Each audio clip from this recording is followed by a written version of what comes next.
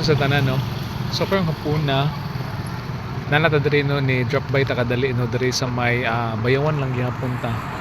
And then nata fronting diri sa may Norso. So ang ulan magud no kay nanatag Bayawan no from Basay nana sa Bayawan ang ulan di kung kuha kung asa tong barangay but then part na siya sa may Bayawan unya moto no nagtao tag mga raincoat no and then medyo basa-basa tagamay karon ang importante no atong mga gamit sa bag no atong mga papel no dili basa.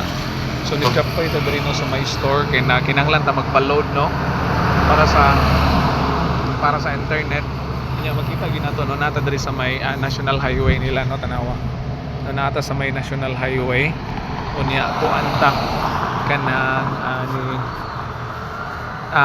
pahuway ta kadali no and then natagi contact lang usa and then right after ani pud no kana dito na pud travel no sa kuan kana dumugat unya hopefully kuan kanang diri lang ang ulan and then galantaw ta dito sa may unahan no kay mura magkuan bason lang gid no walay ulan. Okay, so scheduled na to karong adlaw no is nahimo siyang whole day no from morning and afternoon and then tawag ani kana okay ra pod no need man so kita-kita na pud no by next week. Okay, amping bye bye ang tanan no, God bless everyone.